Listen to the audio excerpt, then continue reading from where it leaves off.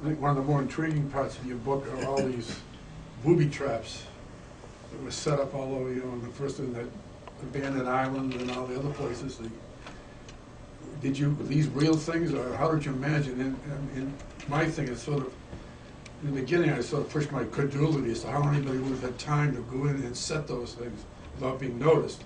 Then I became intrigued by the end as to what was going to be next and how you're going to put the next time. You're right. It does push the envelope a little bit, but a couple of those things are right from Vietnam. The punji sticks. Yeah. The Claymore mine, things like that. And my mind, and my daughter and I have talked about it a number of times. I'm fairly sure that if I were to go to grade school today, they'd say it was ADD. My mind's always on scan, but I think if you're going to write fiction, I don't think that's necessarily a bad thing, because your mind's always looking for. It's always, whether you're thinking about it or not, it's always scanning over here or something. That's in the opening scene. If you read the book, they stops the bank robber's bullet with a bottle of water. Yeah. I mean, that's just something that popped in my head one day when I looked at it in a water cooler. So I think that these things aren't necessarily all from my experience, but like the things I mentioned, they are. And a lot of times I'll just take, I don't know if you're aware of the locked room scenario for mysteries. The old mysteries where the guy is found dead in a locked room, there's no way in, no way out. They can't. Well, I constantly try to lock the hero, metaphorically at least, in a locked room, put him in a locked room with no way out, and then try to figure a way out for him. And for some reason, I'm good at making that stuff up. Maybe because, 20 years on the street in Detroit, I saw a lot of stuff. I creatively came up with a lot of ways to solve cases while I was there. So I think one kind of feeds the other. He's a great, powerful character. Do you intend to go on with him as a... Right. I was telling somebody I have a 3-book deal, and the only thing they required is it's the same 2 main characters. So I'm just finishing the second one now. It's supposed to be out in January.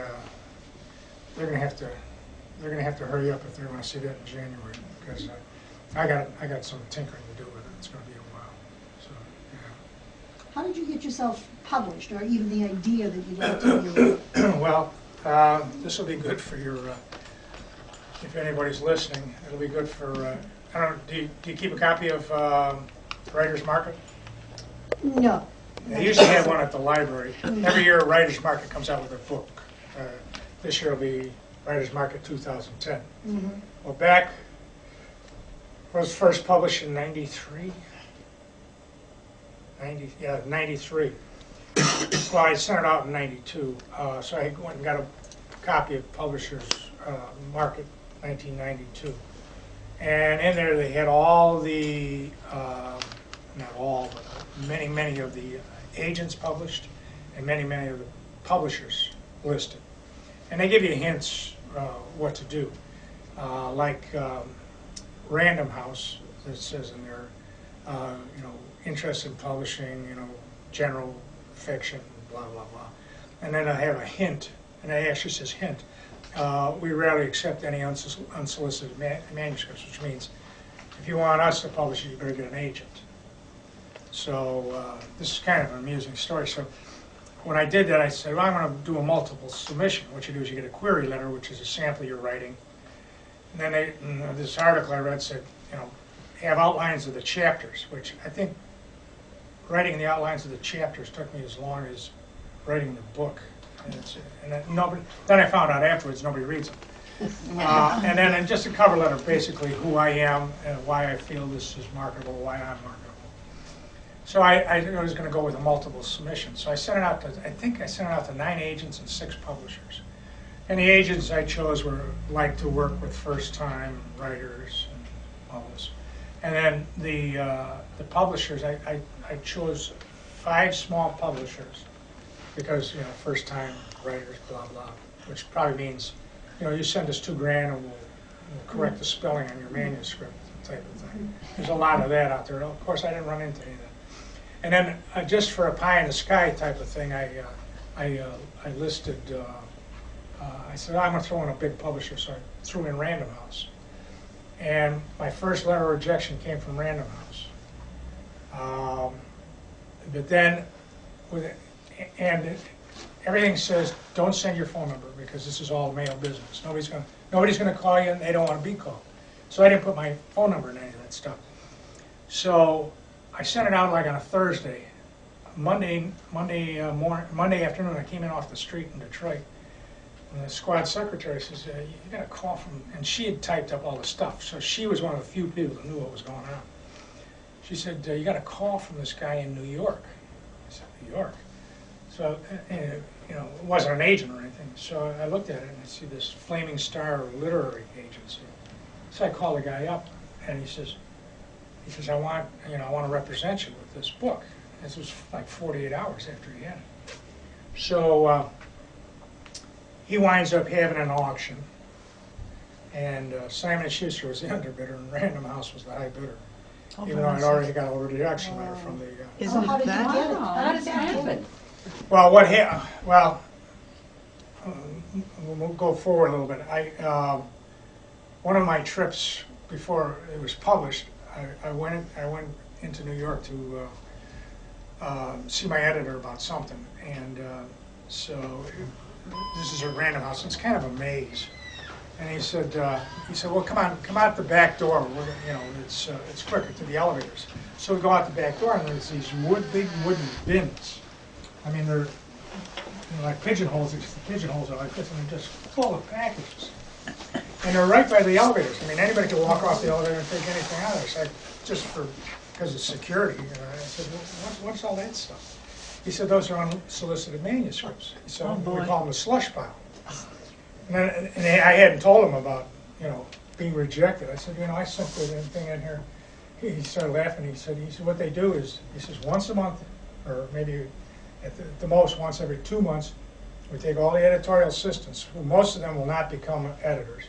He said, we take all the slush pile, throw it in a room with them, throw a bunch of food in there, and say, nobody comes out until you threw them all. So, they're sitting in there going like this, throwing them over their shoulder, not even reading them. So that's how they missed it. And very seldom does anything get taken from the slush pile. But in defense of Random House, they did say in the hint, rarely publish without it being So you represented had by an sent agent. one also to this agent, this Right. person, in addition to Random. Yeah, I was lucky. I had at least 3 other agents respond and say they wanted to represent me. In fact, one wrote me a letter and said, we've got too much going on right now, but just keep going, just keep sending this thing out because somebody will buy it. I mean, they took the time, even though they knew they weren't going to make any money on it. That's great. So that's how I got published, the first book. The first book was some sort of regional or national bestseller.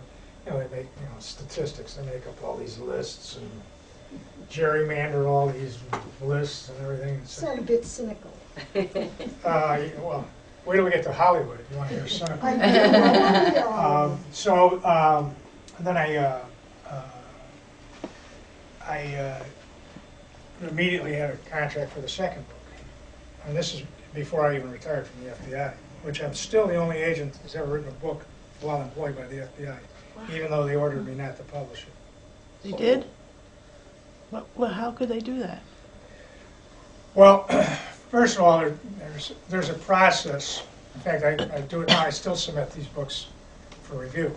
It's by law. It's called pre-publication review. Make sure I'm not giving out any secrets. Oh. Now, believe me, I don't know any secrets, because if I knew secrets, I'd be out selling them somewhere instead of slaving over these things for a year. Once they review it, they say, yeah, it's okay or it's not okay. Well, they reviewed the first one. I said, yeah, there's nothing wrong in here. I think they had me change one sentence. They said, you can publish it, but not while you're with the FBI. I said, well, why is that? They said, well, it's outside employment. Now, outside employment means, like, I'm working on a kidnapping squad, and then on the weekends to make ends meet, pumping gas down at the corner gas station. That means if something happens to kidnapping, you know, I gotta work there, I can't respond to the kidnapping.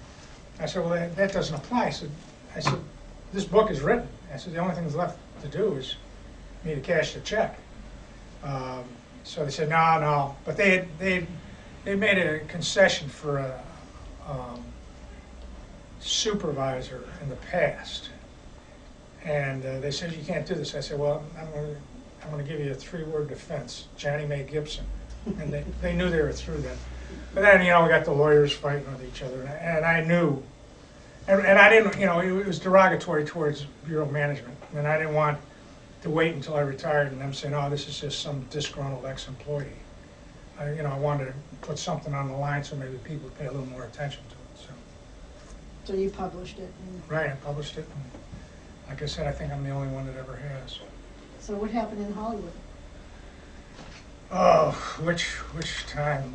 They're just, they love everything. They're going to do everything, you know. And the only thing you can believe in Hollywood is when the teller from the bank calls and says, "You have the check cleared." That's the only thing you can believe. So they bought rights to other books? Yeah, they bought my first book, and so when I guess it's pretty standard when you buy the rights to that, you buy the rights to the character. Oh. So I had the same character in the first 3 books, and I was about to, and this is Jerry Bruckheimer, who's, and believe it or not, he's one of the more outstanding guys out there that I've dealt with. So I called him up when the 3rd book was getting ready to be published. I said, Jerry, are you going to make these a movie or not? He said, yeah, I plan to make a movie out of all of them. So the 3rd book, I left it in the same character's name. First 3 books were all the same character's name. So, of course, he never made any of them. So that's when every book after that, I would change characters' names. Which means you had to build a new character, which is kind of a nuisance, but sometimes it works out.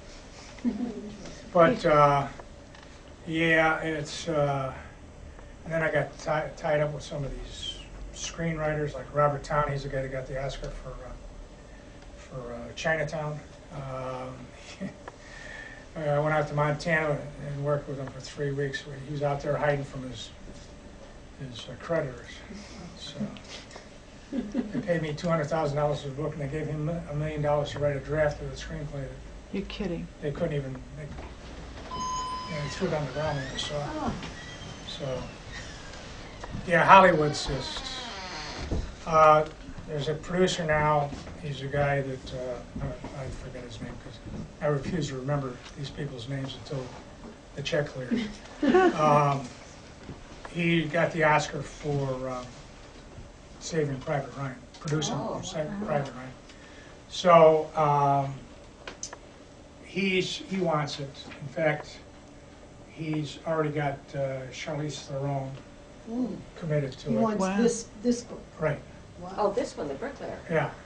Oh. And they're looking, this is just, I even hate saying this, they're supposedly going to Brad Pitt and George Clooney for the lead. Oh. Yeah. Oh, yeah. Well, we'll see if it happens. I'll buy the drinks if it happens. But, you know, it's just, I always, you know, there's always a caveat, you know, I say that. It's Hollywood. So, who knows what's going to happen? You don't write with a screenplay kind of. No, but you know, you do. I do visualize it sort of cinematically. I think that's the way a lot of writers of fiction see their story, especially something that's as physical as this. Yeah.